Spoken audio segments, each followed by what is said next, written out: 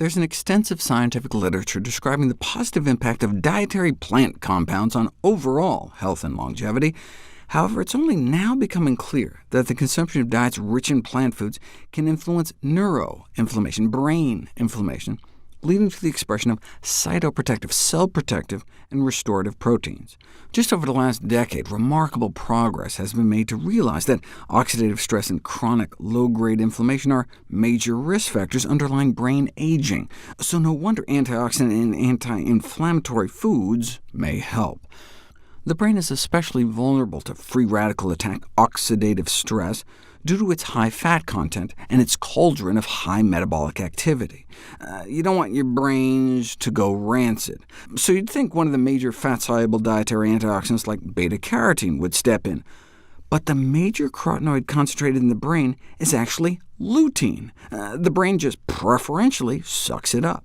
For example, if you look at the oldest old, like in the Georgia centenarian study, recognizing that oxidation is involved in age-related cognitive decline, they figured dietary antioxidants may play a role in its prevention or delay, so they looked at 8 different ones, vitamin A, vitamin E, on down the list, and only lutein was significantly related to better cognition.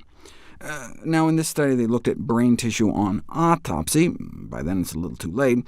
So how could you study the effects of diet on the brain while you're still alive? I mean, if only there was a way we could physically look into the living brain with our own 2 eyes.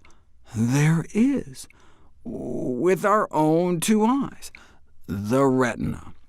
The back of our eyeball is actually an extension of our central nervous system, an outpouching of the brain during development. And right in the middle, there's a spot. This is what the doctor sees when they look into your eye with that bright light. That spot, called the macula, is our HD camera, where you get the highest resolution vision, and it's packed with lutein. And indeed, levels in the retina correspond to levels in the rest of your brain. So your eyes can be a window into your brain. So now we can finally do studies on live people to see if diet can affect lutein levels in the eyes, which reflects lutein levels in the brain, and see if that correlates with improvements in cognitive function. And indeed, significant correlations exist between the amount of macular pigment, these plant pigments like lutein, in your eye, and cognitive test scores.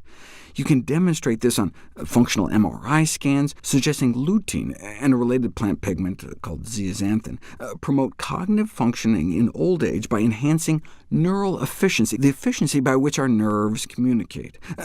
Check out this cool study on white matter integrity using something called diffusion tensor imaging, which provides unique insights into brain network connectivity, allowing you to follow the nerve tracks throughout the brain. And researchers were able to show enhanced circuit integrity based on how much lutein and zeaxanthin they could see in people's eyes, further evidence of a meaningful relationship between diet and integrity of our brains, particularly in regions vulnerable to age-related decline. So do Alzheimer's patients have less of this macular pigment? Significantly less lutein in their eyes, significantly less lutein in their blood, and a higher occurrence of macular degeneration where this pigment layer gets destroyed. The thickness of this plant pigment layer in your eyes can be measured and may be a potential marker for the beginnings of Alzheimer's.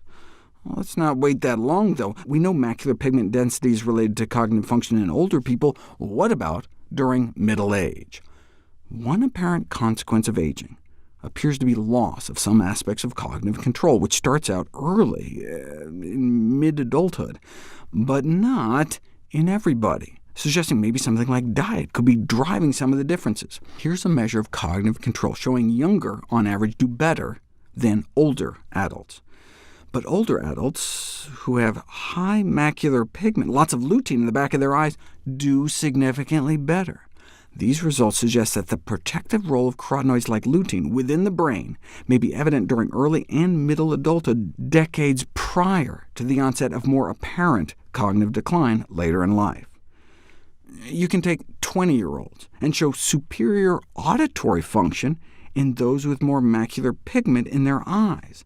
Look, the auditory system, our hearing, like the rest of our central nervous system, is ultimately constructed and maintained by diet, and is therefore not surprisingly sensitive to dietary intake throughout life, all the way back to childhood. Higher macular pigment is associated with higher academic achievement among school children. You can look into a kid's eyes and get some sense of how well they may do in subjects like math and writing.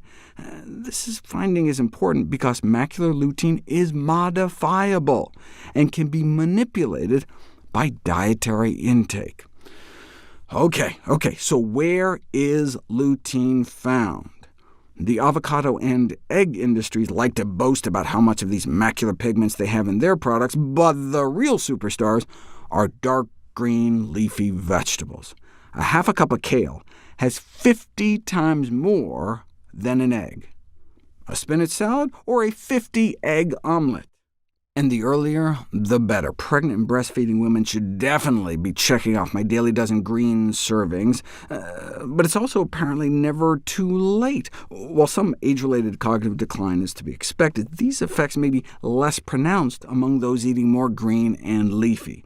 But you don't know for sure until you put it to the test, which we'll explore next.